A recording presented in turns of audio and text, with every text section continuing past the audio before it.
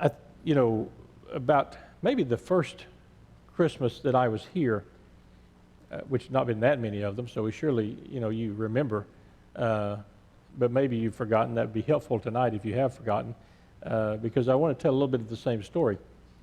That first Christmas and then even last Christmas, I guess I began a tradition of telling a story written by Martin Bell called about Barrington Bunny. And I had planned on using that as our children's message tonight. And we have a number of those of you who act like children sometimes, but none of you really fit that age.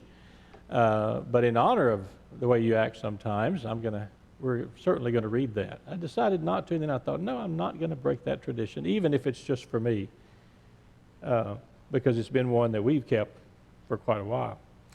But I want you to think in terms, because that won't be all of the homily tonight, but I want you to think, if you've heard this story now a couple of times, you've probably figured out what some of the allegories are about. Martin Bell was a writer, an Episcopalian priest who wrote a number of good works. I think I've recommended this to all of you, but this little one called The Way of the Wolf, he titled The Gospel in New Images. And it's stories and poems and so forth that are based on the parables of Jesus. And this one in particular about Barrington Bunny is I don't know, it's about perfect for Christmas. And so if you'd indulge me one more year, well, you're probably going to get it next year too, let's be honest. I think most of you have enjoyed it over these years, and we will read it again as we talk about this little child. Barrington Bunny. Once upon a time, in a large forest, there lived a very furry bunny. He had one lop ear, a tiny black nose, and unusually shiny eyes. His name was Barrington. Barrington was not really a very handsome bunny. He was brown and speckled, and his ears didn't stand upright. But he could hop, and he was, as I've said, very furry. In a way, winter is fun for bunnies. After all, it gives them an opportunity to hop in the snow and then turn around and see where they've hopped. So in a way, winter was fun for Barrington. But in another way, winter made Barrington sad.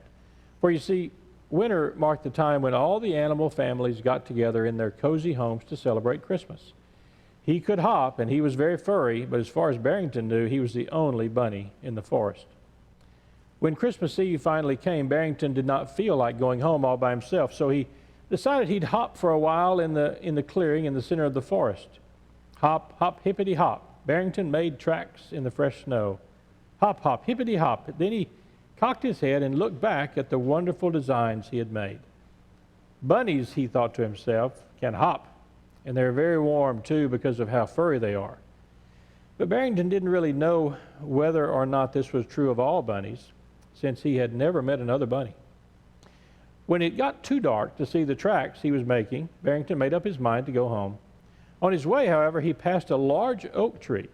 High in the branches, there was a great deal of excited chattering going on. Barrington looked up. It was the squirrel family. What a marvelous time they seemed to be having. "Hello up there," Barrington said. "Hello down there," came the reply. "Having a Christmas party?" asked Barrington. "Oh, yes," answered the squirrels. "It's Christmas Eve. Everybody's having a Christmas party." "May I come to your party?" said Barrington. "Are you a squirrel?" "No." "What are you then?" "A bunny." "A bunny?" "Yes." "Well, how can you come to the party if you're a bunny? Bunnies can't climb trees." "That's true," said Barrington thoughtfully, "but I can hop, and I'm very furry and warm." "We're sorry," called the squirrels. "We don't know anything about hopping and being furry, but we do know that in order to come to our house, you have to be able to climb trees." "Oh, well," said Barrington. "Merry Christmas." "Merry Christmas," the squirrels chattered back. And the unfortunate bunny hopped off toward his tiny house. It was beginning to snow when Barrington reached the river. Near the riverbank was a wonderfully constructed house of sticks and mud, and inside there was singing. "It's the beavers," Barrington thought. "Maybe they'll let me come in to their party." And so he knocked on the door. "Who's out there?" called a voice. "Barrington Bunny," he replied. There was a long pause, and then a shiny beaver head broke the water. "Hello, Barrington." said the beaver. May I come to your Christmas party? Asked Barrington. The beaver thought for a while, and then he said, I suppose so. Do you know how to swim? No, said Barrington. I can hop, and I am very furry and warm. Sorry, said the beaver. I don't know anything about hopping or being furry, but I do know that in order to come to our house, you have to be able to swim. Oh, well, Barrington answered, his eyes filling with tears. I suppose that's true. Merry Christmas. Merry Christmas, called the beaver, and he disappeared beneath the surface of the water. Even being as furry as he was, Barrington was beginning to get cold, and the snow was falling so hard that his tiny bunny eyes could scarcely see what was ahead of him. He was almost home, however, when he heard the exciting squeaking of field mice beneath the ground. It's a party, thought Barrington. And suddenly he blurted out through his tears, Hello, field mice. This is Barrington Bunny, and may I come to your party? But the wind was howling so loudly, and Barrington was sobbing so much that no one heard him. And when there was no response at all, Barrington just sat down in the snow and began to cry with all his might. Bunnies, he thought, aren't any good to anyone. What good is it to be furry and to be able to hop if you don't have any family on Christmas Eve? Barrington cried and cried, and when he stopped crying, he began to bite on his bunny's foot, but he didn't move from where he was sitting in the snow. And suddenly, Barrington was aware that he was not alone. He looked up and strained his shiny eyes to see who was there. To his surprise, he saw a great silver wolf. The wolf was large and strong, and his eyes flashed fire. He was almost beautiful. He was almost the most beautiful animal Barrington had ever seen. For a long time, the silver wolf didn't say anything at all. He just stood there and looked at Barrington with those terrible eyes. And then slowly and deliberately, the wolf spoke. Barrington, he said, why are you sitting in the snow? Because it's Christmas Eve, said Barrington, and I don't have any family. And bunnies aren't any good to anyone. Bunnies are good. They are good, said the wolf. Bunnies can hop, and they're very warm. What good is that? Barrington sniffed. It's very good indeed, the wolf went on, because it's a gift. And bunnies, it's a gift that bunnies are given, a free gift with no strings attached. And every gift that is given to anyone is given for a reason. Someday you'll see why it's good to hop and to be warm and furry. But it's Christmas, moaned Barrington, and I'm all alone, and I don't have any friends at all. Of course you do, replied the great silver wolf. All the animals in the forest are your family. And then the wolf disappeared. He simply wasn't there. Barrington had only blinked his eyes, and when he looked, the wolf was gone. All the animals in the forest are my family, thought Barrington. It's good to be a bunny. Bunnies can hop. That's a gift. And then he said it again, a gift, a free gift. On into the night, Barrington worked. First, he found the best stick he could, and that was difficult because of the snow.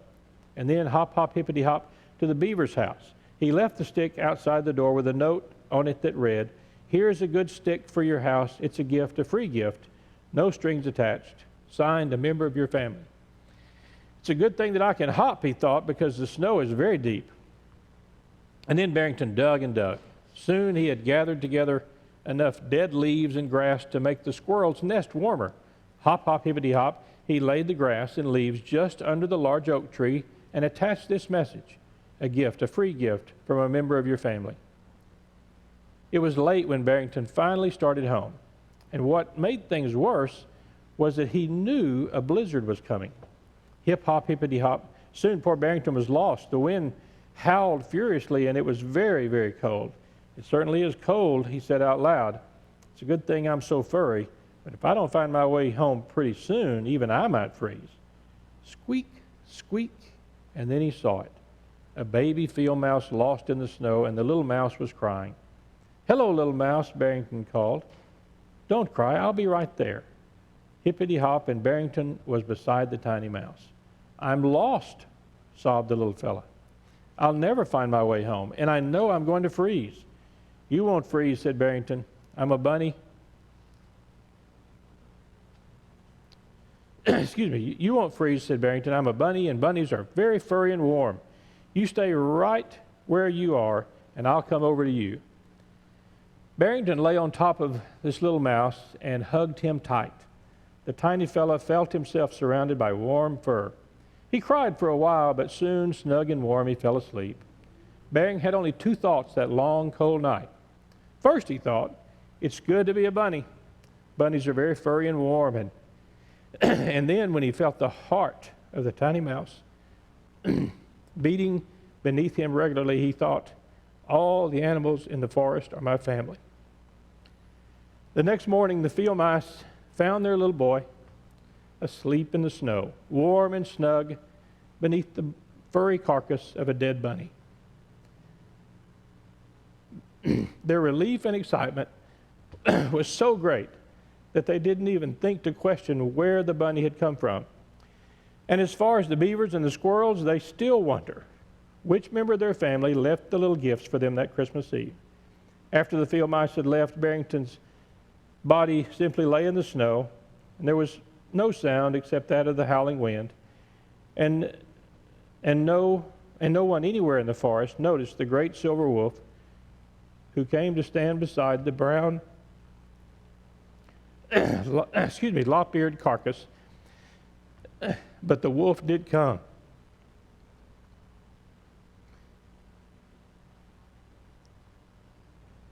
And he stood there without moving. I don't know why this gets me, but it does every year.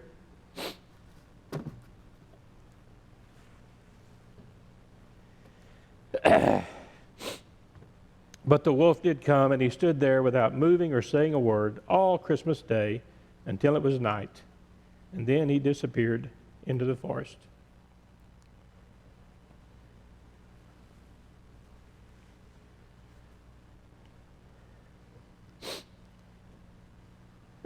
One of these days,